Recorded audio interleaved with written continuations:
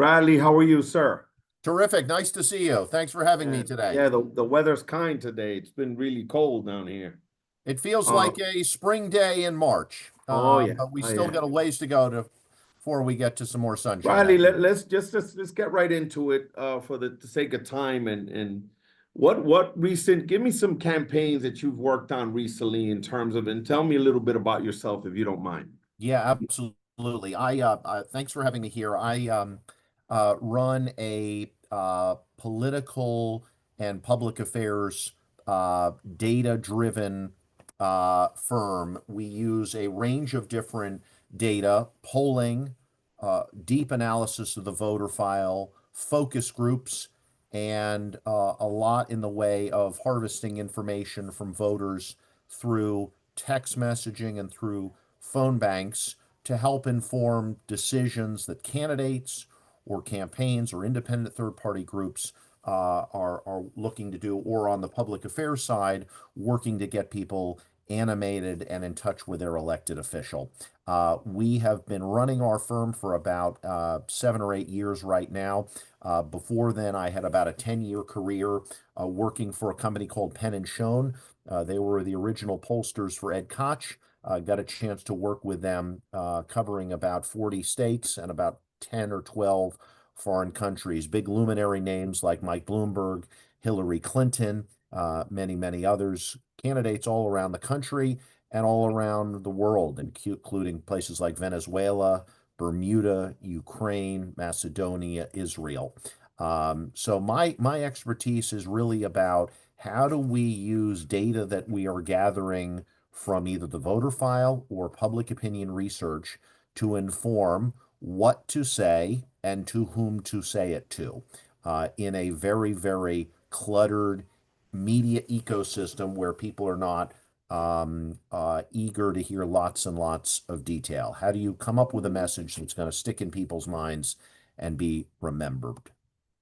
Give me some recent campaigns just to put so people can wrap their heads around your more recent work, right? Because Yeah, that's so what we did about 7 or 8 different public polls about the mayor's race back in February.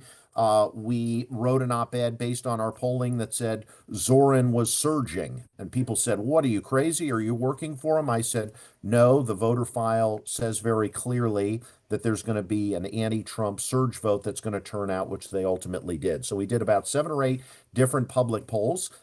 We were involved in a couple of historic races. We helped Brad Hoylman-Siegel become the first LGBTQ elected official in the history of Manhattan's borough president race. In the Bronx, we helped Vanessa Gibson become the first black woman ever elected to the borough president's race. And in Albany, we enabled Dorsey to become the first African American mayor in the entire 238-year history of Albany. Besides that, we did some races in New Jersey. We did some things in Chicago, Oregon, California, and Arizona.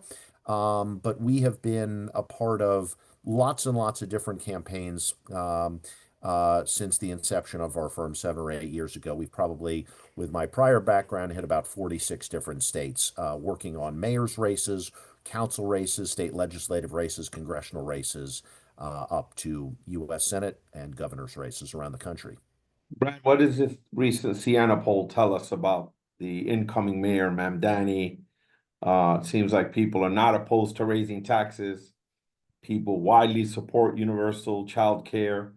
What did you make of the poll, and what, again, for the layperson, anything stand out in terms of his movement, popularity, areas he needs work in? What did you come back with as a pollster when you saw the numbers that came back? Let me answer this by first talking about the governor, and then, because I think it relates to, it's the tail that wags the answer to your question. What the poll found was that Kathy Hochul is in a very, very strong position against Lee Stefanik, who is in a strong position in a Republican primary against Bruce Blakeman. What the poll says, however, when you look underneath the surface, because I think that some of this is a reflection of her name recognition advantage. We're talking about a county executive in one case and a member of Congress from a more rural part of the state where there's less media attention. The underlying dynamics in terms of people that approve of Kathy Hochul's job performance, that have a favorable or unfavorable impression, or they're looking for somebody new, I think should give the Hochul team a great deal of trepidation about how strong her position really is. And I think that relates to the question that you're asking right now, Roberto, which is when you go out and do a survey about should we tax millionaires right now at a higher rate, people are of the mind they should. If we are talking about universal child care, people say generally that sounds like a good idea. The question is much of what Mamdani campaigned on, and he ran a very effective campaign. He garnered a great deal of attention and passion for what he was doing. A lot of the things that he needs help doing require him to go up the river to Albany. And the question is how much political might and political will is he able to exercise on Governor Hochul, on the state legislature to do a lot of the bidding that he needs to get done. And I think that's an open-ended question about how far left Kathy Hochul is willing and able to tack. I was in an interesting conversation about one of his ideas recently about free buses. So that's an idea that's got public support. More than half of the city of New York supports it. There is support across the state. But the question is, are we going to tax the MTA and not do anything for Buffalo or Syracuse or Albany or Utica or Schenectady, other parts of the state that are going to say, we're helping to fund something that just benefits New York City? So I think when you start looking at these proposals from the statewide perspective, which obviously Governor Hochul is, she's going to have to start making some decisions about why is she not doing some of those same things. And so I think she's probably looking more seriously at universal childcare because that's something you can do across the whole state. But that's even a multi-billion-dollar exercise. So it's going to take a lot of politicking to get there. What about the numbers about directly related to Zohran, right? Someone yesterday talked about he got sort of made progress with certain demographics in terms of his popularity from primary general till today. Anything stand out in those numbers? Yeah, and we have some polling that's coming out, which I'll allude to generally that in some cases aligns with Siena, in some cases goes a step further. What I think the Siena poll showed is that his general personal favorability has gone up. He's a very charismatic, easy to like, hard to dislike figure. He's got a lot of youth, he's got a lot of energy, and I think people are tapping into that. And as they see him, and he's a very, very smart guy and an excellent communicator, his numbers are going up in terms of his personality attributes. I think one of the things that people are trying to work through in their mind, and this is a little bit of a paradox, which is on one hand, they're saying a lot of what he's talking about is popular, are things that people think are needed in the city. We did a poll, even municipal grocery stores tests over 50% approval.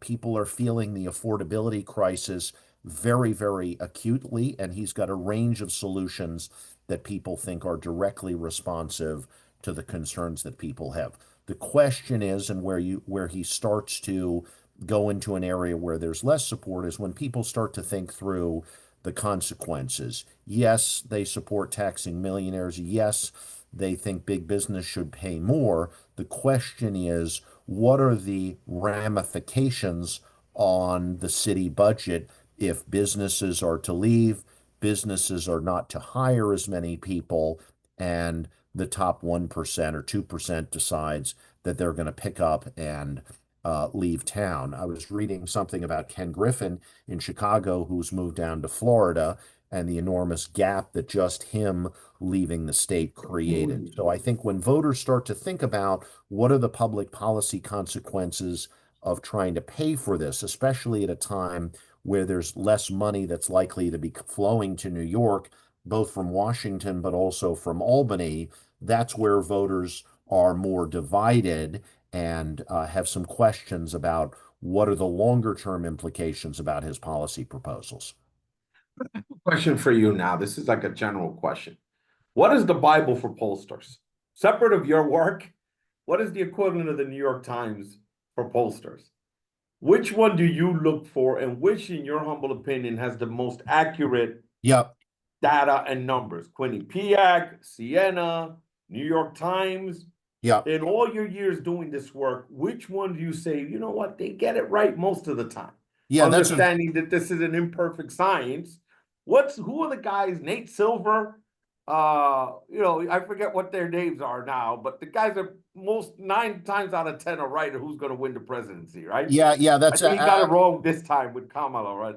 yeah, But most of the time, go ahead. absolutely. It's a great question. It's a fascinating question. Let me answer it directly, but also indirectly. All of the organizations, the Times, Quinnipiac, Siena, do very, very important, thoughtful, and to your point, Roberto, accurate polling. A couple of things that I think are important for your viewers and listeners to think about. I encourage people to not look at the Times poll versus Siena versus Quinnipiac, but rather, as we were just doing a minute ago, how has Zohran's ratings changed in the Siena poll versus the prior Siena poll? Because then you're comparing apples to apples in terms of who they've sampled and how they've sampled. I think where we start to get into some false reads and some false positives is where we're going poll to poll to poll to poll. There was a poll done by an organization called Atlas Intel that in late October suggested the race for mayor was down to the wire. There was a significant mistake that they made in New York City and also made the mistake in New Jersey. I think they're a Brazilian company, and there's some basic free information they could have gotten from the Board of Elections. The city demographics by party turnout registration are about 7 in 10 Democrats, and Republicans are 13, 14, maybe 12% overall. Their construction of the sample was only about 50% Democrats. So they had Republicans a much, much higher percentage of the vote. Many more of them were voting for Cuomo. And when you multiply that effect, it created a very, very skewed read of what the results are. So I think it's important when dissecting these polls to look at the composition. We've been asked a lot of times, how did you get Zohran's rise correct? Well, I'll tell you, about a year ago, we went into the voter file, accessible from the New York City Board of Elections for free, and we said, what happens when a Republican is president? What impact do they have on the New York City electorate? And we found that there was a clear direction and a clear shift that the electorate takes. When there is a Republican president, Democratic turnout surges, it grows. You have more younger women who are not just college educated, but graduate school educated. And oh, by the way, Donald Trump puts that phenomena on steroids. So our polling in January and February, all through the primary, had Zohran sometimes 3 times what the other pollsters found. Why? Because we were polling an important composition of anti-Trump surge voters. So I would say many, many more polls need to look not just at the who are the double primes, who are the triple primes. That's getting old and out of date. We're seeing a lot of new voters both surge into the process and what we call expected voters actually dropping out of the process. Eric Adams won in the last round of ranked choice voting in 2021 by about 7,000 votes. And what we saw was that there was an expected pool of voters of over 125,000 who just didn't turn out to vote. And there were more than 100,000, well more than made up the mandate that Adams was elected by, who had 0 out of 4 primary history. They had not voted in any of the last 4 Democratic primaries, but they got activated and they turned out, and arguably they turned the election. So that's my answer about what I think are the best polls, how to read these things, and taking you a little bit into the weeds here in terms of the construction of how this is done and how important it is to construct a sample that's representative of what the electorate is likely to be. So Bradley, Adam Carlson, Zenith, and Amit Baga put out this poll, a Zohran poll, where they made the argument or the case that they were reaching folks in multiple languages, innovation in terms of how they're reaching this younger voter. I have a question for you. For example, East Asians, Cantonese, Mandarin, multiple languages. New York City is the most diverse place in the world. How do you accurately poll these emerging groups? And one, that's the first part of the question. The second part of the question, Gen Z, right? People that don't have landlines or don't use landlines. What's the most effective, efficient way to reach folks to get an accurate measure of which way the wind is blowing? For example, I've never been called in the entirety of my life for a Nielsen poll. I would see Nielsen, I mean, once back when I'm dating myself, but even before cable TV, when you had very few to little options, right? And I'd see these who was the highest rated show, and I'm like, who are they asking, right? So I'm just giving you, posing the question. In a new world, a constantly changes city, with in terms of who comes, new immigrants, people leave. What's the accurate way? What's the most effective, efficient way to reach someone? Is it via text? I get a lot of polls via text these days. Is it the traditional phone call? Is it through social media? I don't know if that can happen.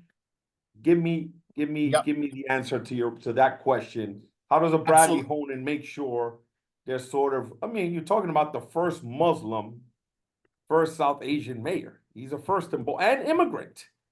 So three things. So, and he talked about going to the mosque and, different places where traditional candidates, that was one of the shots he took, that former Governor Cuomo, that he had never been, or allegedly had never been to a mosque. I think he had never been to a mosque, but new groups are emerging by the day, right? We see how some of the East Asian community is also voting Republican in some cases.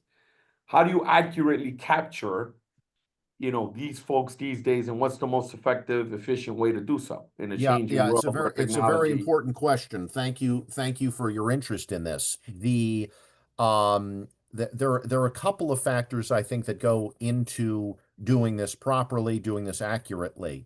The first is to have a handle on what you're describing, which is the changing population, and in particular the changing New York City, New York State, New Jersey, Georgia, whatever we're talking about, electorate, because the population lines and the trends are very, very important. I'm going to give you one example. In Southeast Queens, in parts of the Bronx, there is a burgeoning group of African people that were born in Africa who have come here.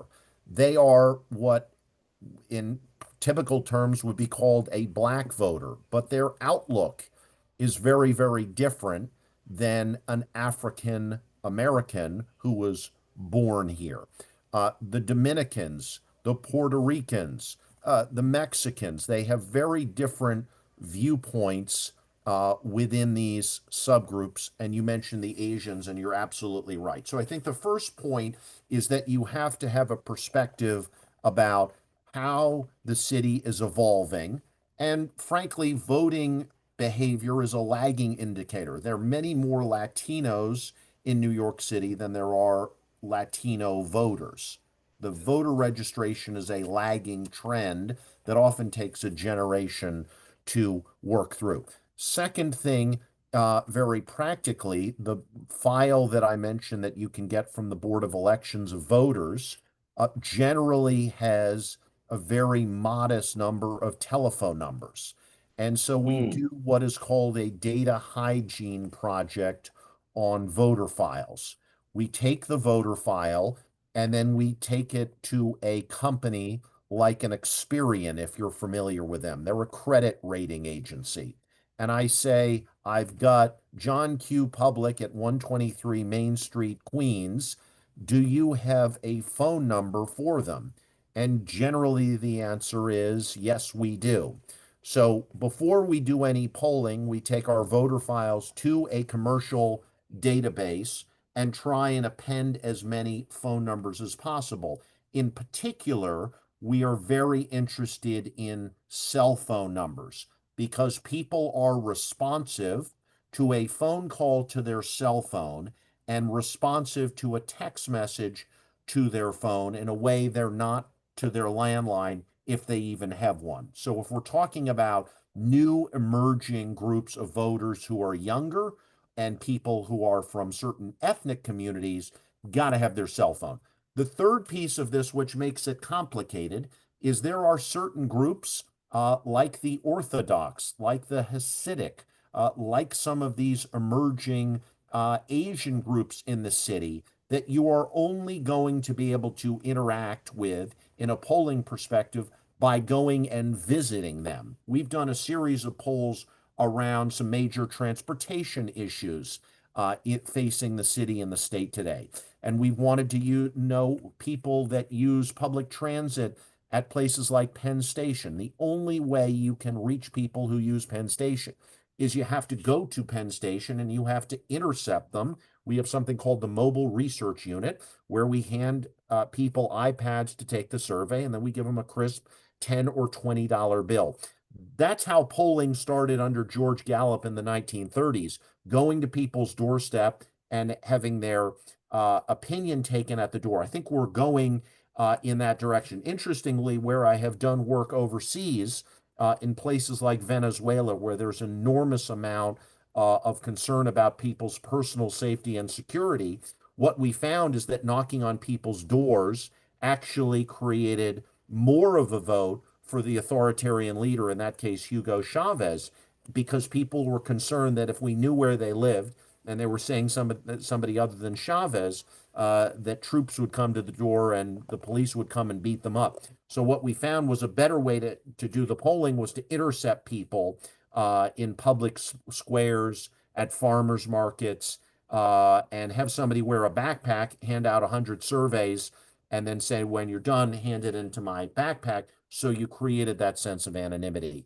That's not as much of an issue here in the United States, but we're doing more work where we're going directly to voters, looking them in the eye, and having them take the survey while they're in front of us. Got it. Brad, let's move now to because we got to go through the lightning round now. Let's go into I'm going to run down some congressional races and I want to hear your thoughts. Let's start with the Dan Goldman, Brad Lander race. How do you handicap that? And, does the more funded, Goldman is going to have a lot of money at his disposal. What are your thoughts on the race? How do you handicap it? Yeah, It's the race for the day.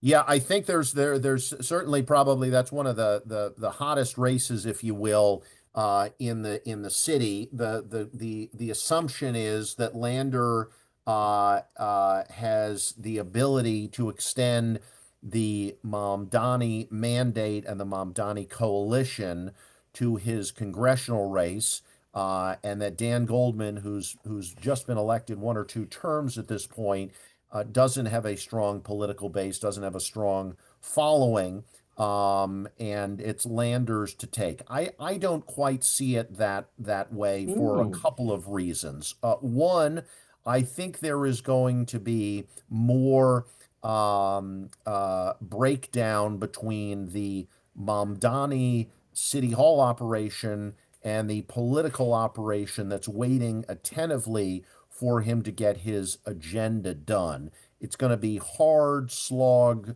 through the snow in Albany to get a lot of what he wants done. And I think there's going to be, as there frequently is on the left, some displeasure with how slow things are moving. So the idea that Lander can immediately funnel Mamdani support into his own campaign, I don't see that as being an important factor. I think the second thing that Goldman has going for him is he now has seen how the election plays out with Trump in office. And I would say a lot of his focus is going to be going and telling his story, working in the House committees as a staff member before he was in Congress, fighting Trump, helping to push forward the impeachment. And I think a lot of voters need to be reminded of that story and will be. And I think those credentials are going to be particularly powerful to this coalition of anti Trump surge voters that we know are going to turn out again and were very impactful in getting Zohran over the finish line. I think the other piece of this, which I don't think there's enough attention on political rhetoric and how well somebody can carry a speech, but I just handicap Dan Goldman as a better messenger than I see Brad Lander being. And I think that's going to be something that shows up more significantly in a congressional race where voters are going to get a chance to meet these candidates again and again. And that's maybe not as easy to communicate when you're running citywide as Brad Lander did. I wasn't so impressed by the campaign that he put together. He seemed to be overshadowed almost from the get-go by Zohran Mamdani, and I gotta think that Goldman is just gonna try and flex his muscle and go and speak to as many people, talk to as many people, and demonstrate he's got a commanding presence. So that's why I'm handicapping this as not similar to other people who are calling this race over and done with. So you say you're picking Dan Goldman. I think it's a lot more even than people are expecting. I'm not Okay, saying but Lander couldn't win, but Brad, I want I you to think he's make a got some call. advantages. I want you to make a call. Is it Goldman? If the election were today, is it I Goldman think if or the election is today, it's Lander. I think with the runway to June, I think Goldman stands a very strong chance of prevailing. But if the by election what? were today, By 3, 5 points, let's say. yeah, I think it's going to be 6 or 7 points. Okay, okay. But it's very close. And you're right. To answer your question in the lightning round, if the election's today, I think Lander probably has the upper hand. I think some of his strengths dissipate, and think some of Goldman's grow. But it's in the sprint, it's Lander. In the marathon, right? That's exactly When the right. election actually takes place, it'll be, in your humble opinion, Dan Goldman by 6 or 7. That's my guess. That's my Perfect. guess. Let's go to Nydia Velasquez, congressional seat. You have Reynoso, borough president, potentially facing a DSA candidate. We keep hearing over and over, Assembly Member Claire Valdez. Thoughts on that race, and pick one, or give me your analysis. Yeah, the last I heard about that is that we're looking at more candidates getting into that race. I saw somebody projecting there's maybe as many as 5 or 6. There is a little bit of Queens in that district. There's a lot of Brooklyn candidates, and I think what could potentially happen is there could be an outside shot that if Queens has one candidate, Julie won the council member against as many as 3 or 4 or 5 people from Brooklyn. As segmented as Brooklyn is, you could see each of those candidates getting some pocket of vote and dividing that very significantly. So I think we're still going to hear news of more people entering the race, and I'm looking in particular about whether there is a lane from somebody, whether it's Julie or somebody else, who could try and consolidate the vote in Queens. But that's And could potentially could be Claire Valdez, because she's an assembly member in the same part of town. Matter of fact, their districts overlap.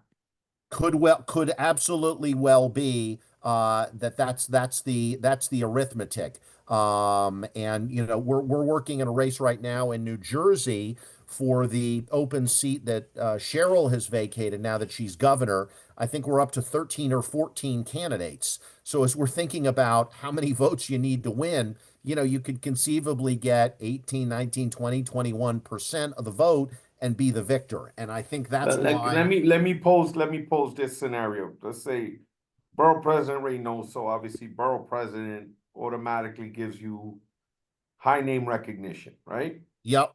Let's just say, for argument's sake, Congresswoman Nydia Velasquez stamps and says, I'm endorsing Reynoso. Yep. Is that over and done with based on the coattails or longtime Congress member? Do you think that moves the needle? Do you think that makes Reynoso automatically the favorite? I think it does. I think it does. I think that it's not just the endorsement, it's the fact that he's been borough president, and I think he has enough of the left of center credentials.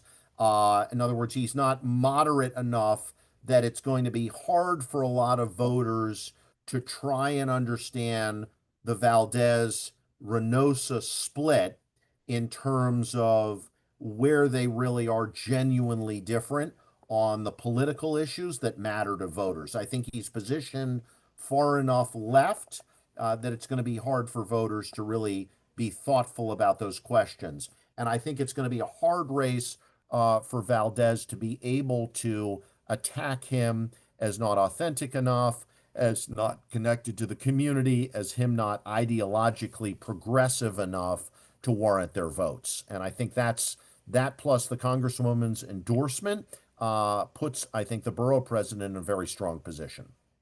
Does Michael Asher walk into Jerry Nadler's seat? It's another race with a lot of candidates. If the election were today, who's the favorite?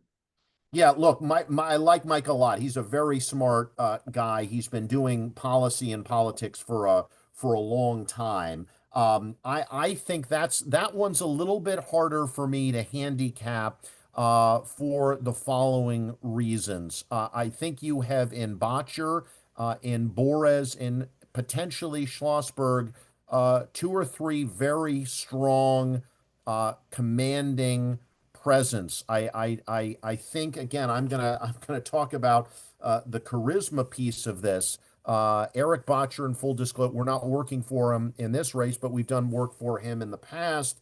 Is a very commanding, articulate presence. Again, we're not talking about a mayor's run. We're not talking about a run for a governor across the state. He just has a lot of charm and charisma. Borez, a very smart, able, effective legislator who's taken on the AI regulations as one of his big issues, has an enormous super PAC coming in behind him, has a compelling story about freshness and energy. And that's not taking anything away from Micah whatsoever, who's very smart and capable in his own right and knows these issues left, right, and center. But I think the race is more open ended than people realize. And I think the question is, does Schlossberg really catch on and get traction where he starts to take votes away from Botcher or Borez, or is he able to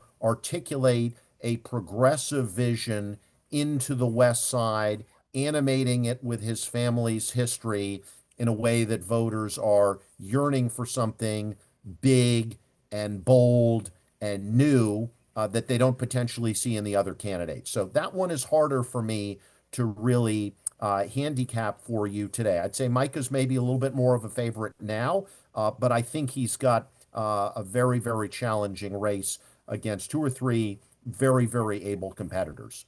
Richie Torres, does he walk in to another term, or does he have a problem? Yeah, I think that did I see there's one more person, Assembly Member Septimo, who's now Yes, making the correct. It's race? Michael Blake, Yep. former Assembly Member Michael Blake, and Assembly Member Amanda Septimo. And I thought maybe there's one or two others. Okay, that those are the Those are two. certainly the main ones. Yes, Look, correct. I don't, in fairness to Michael Blake, he must have quite a connection to the people that fuel his candidacies because he keeps running and losing and running and losing and doing it again. How he gets funded again, he must have a set of true believers. Look, I think Richie Torres is a very um, able politician, very smart, very articulate. I don't see this shaping up to be a very significant race. I don't see Blake being able to put together a coalition because he hasn't in any of these other recent races. And I think as the field gets larger with Septimo and maybe others, I was hearing there might be another couple of candidates that come forward. I think if you're anti-Torres, you now have three or four choices, and it's going to be hard for any one of them to stand up and catalyze that vote in opposition to Torres. So I think that ends up being more of a snoozer than people are expecting. I don't think Richie. I haven't talked to him about it, but I wouldn't think that he'd be nervous about it. The way the field is aligned right now, I just don't see that. He's a strong enough local congressman who's smart as whipper smart, and I think he's going to walk right into that seat again. Think Congressman Espaillat has any problem? He has someone as well running against him, a DSA person, and there's been rumors that Council Member Youssef Salam might be interested in taking him on. Do you think there's any vulnerability there I based don't, on? I don't, I don't see that. I don't see that right now. He's a pretty powerful person who has brought on a lot of his lieutenants. I don't see that as being a race. I don't think Grace Ming has a real race either. I know people are looking for more races. I think once we get below that level, and we're not talking about Congress, Roberto, we're talking about state Senate, state assembly. I think you start to count many more primaries that I think could be significant because you don't quite need as many dollars to be able to run those races. We have public matching funds, and frankly, the raw number of votes necessary to win the race is also much, much more de minimis. I want to go to a local race, and it's because it's tied to certain things and other issues that were polled, right, extensively. State Senator Jessica Ramos, State Assembly Member Jessica Gonzalez Rojas, right? You have a DSA component to some extent, a progressive component, even though some make the argument that the supposed only anti-progressive thing Ramos has ever done is endorse Andrew Cuomo. But with that being said, there's the casino conversation happening, right? Who was for, who supported Cohen, in this case, Assembly Member Gonzalez Rojas, who opposed the casino. Senator Ramos saying, well, that makes me the true progressive because you, right? Whatever, however you frame it. What are your thoughts on that race? And is, anything tied to former Governor Cuomo so toxic that an incumbent who happens to be the labor chair has a real problem? Yeah, it's a very good question. I think that as the campaign for mayor, and particularly the primary, excuse me, campaign fades from memory, I think that connection, running against Ramos because she endorsed Cuomo in the early part of June, a year later, I just don't see that having resonance with voters. Voters are struggling with affordability right now, with the cost of the holidays being more expensive. Having more people around the table to feed around the holidays is something that voters are struggling with financially. I think it's going to come down to brass tacks about who can better address um, cost of living, kitchen table economics. And I think Ramos has, with her labor work, I think she's passed 100 and something bills. She's a very hardworking, prolific legislator. She has a very compelling personal story.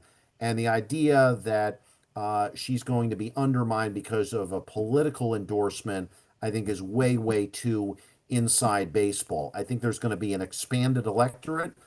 She's advantaged in that race because she and not her opponent speak Spanish. And so these new voters that are brought into the process are ones that she's going to be able to reach in their native language. I know everybody is on the inside the bubble obsessing about this race. I don't see it so convincingly being as much of a threat to Ramos as many insiders are saying. I think she's got a strong articulation of her work in the labor work. She's got a lot of union allies where their members live in the district, and I think they're going to be mobilized. So I don't see her as endangered as others do. So if if my ears are not failing me, it's Goldman, Reynoso, in some cases, depending on right, Yep. Reynoso, Lasher, Torres, and Ramos. Ming and Espaillat. I'm sorry? Ming, Mang. Ming and Espaillat. Yeah. Grace Mang, that's right. She has someone as well running to the left of her. Okay. Well, Brad, thank you. We covered a lot of ground. Anything? Okay. Well, here's the other question I have to ask you. Have you been retained by any of these campaigns? We're Or are not you working. We're no, providing no. We're polling? not. Yeah, Okay. yeah. No, I have to pose the question because Yeah. then some people may say, well, was he working on any of these We campaigns? Is he we yeah, polling for any we're of these not folks? present. We're not presently working on any of those right now. The polling that I mentioned that we're releasing was done by ourselves. And Perfect. the one guy that I mentioned that we had done work for was Botcher. We'd done some work for him in the in one of his I guess it was this past primary season, but we're not working on his congressional race. I have one more question and we'll end here. Former Governor Cuomo, for better or worse, got a certain number of votes in New York City.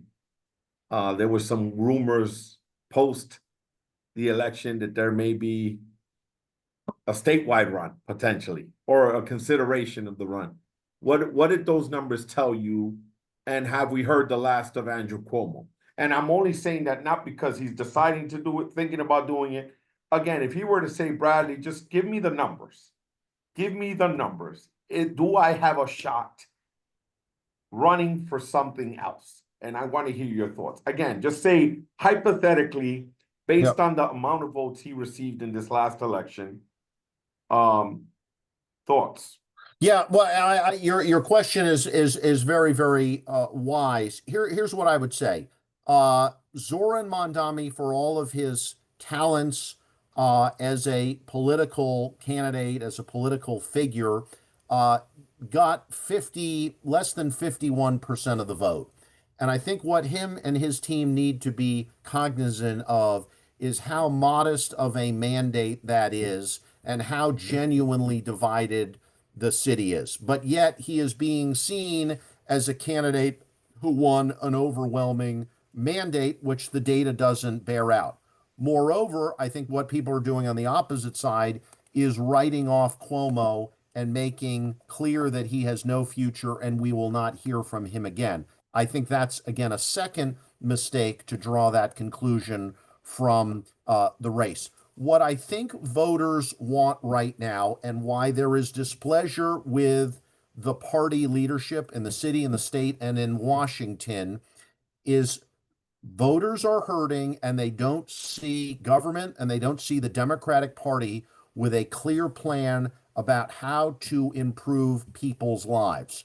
Whether they like Cuomo or they don't like Cuomo, voters are quite unified in the city and the state that he is somebody who made very strong progress, real progress for real people in tangible ways that they feel in ways that they don't see other leaders doing. And I think to take a step back as a Democrat, as Democrats, and we think about what is the responsibility of our elected officials in our party, it's to improve, it's using the force of government to improve people's lives.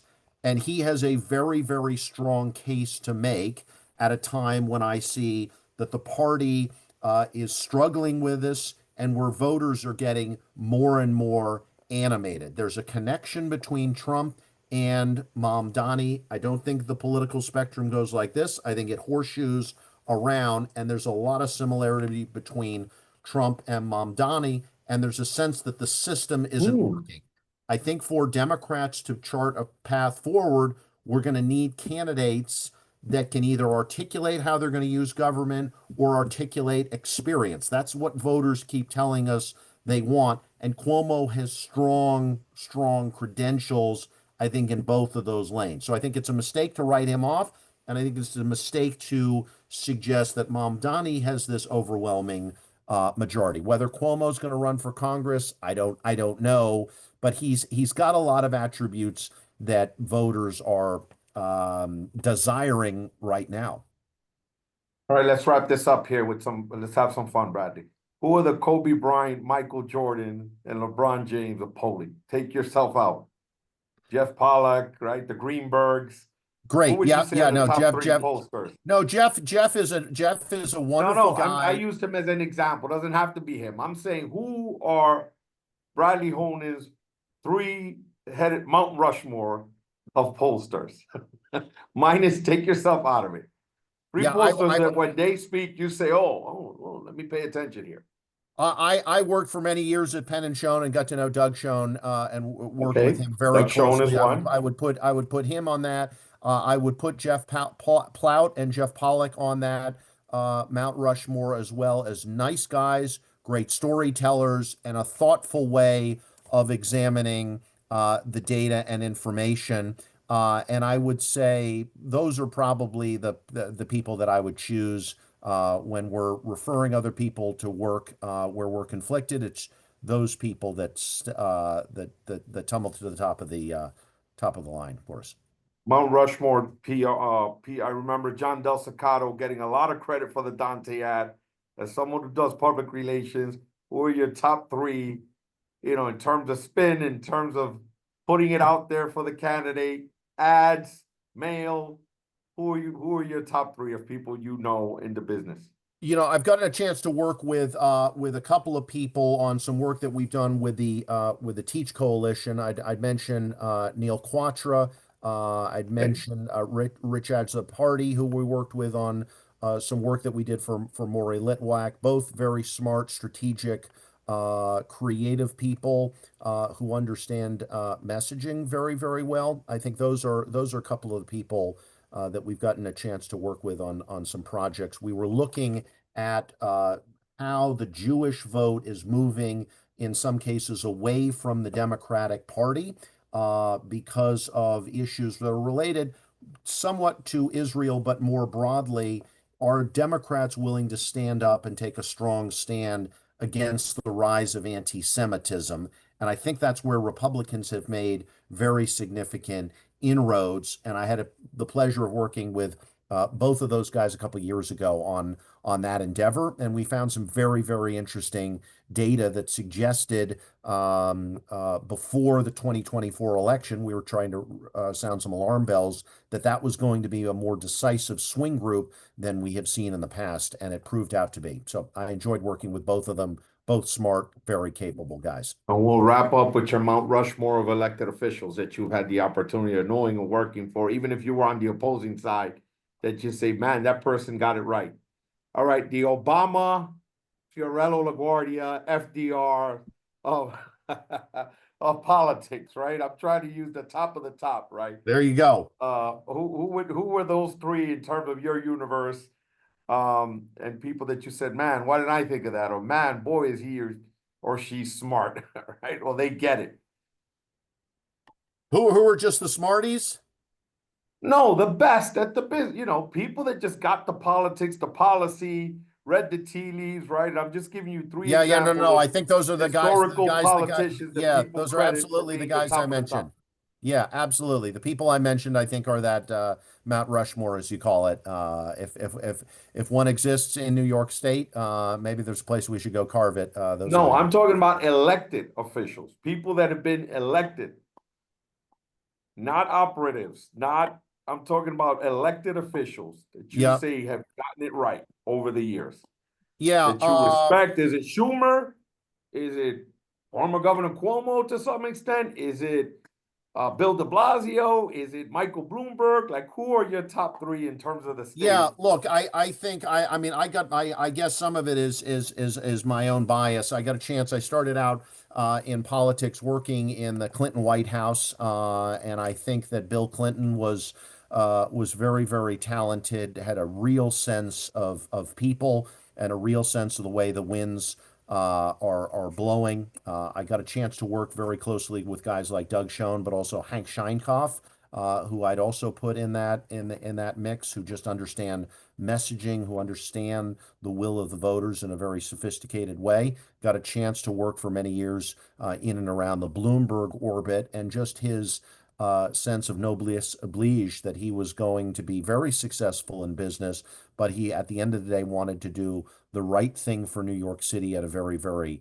difficult and defining time in our history. I think right now our bench is a little bit shorter than what it could be or what it should be. And I think voters are looking very, very critically, as they should, and very carefully about where the party goes next. But for me, those are two iconic people I had a chance to work with and have a lot of respect for what they did.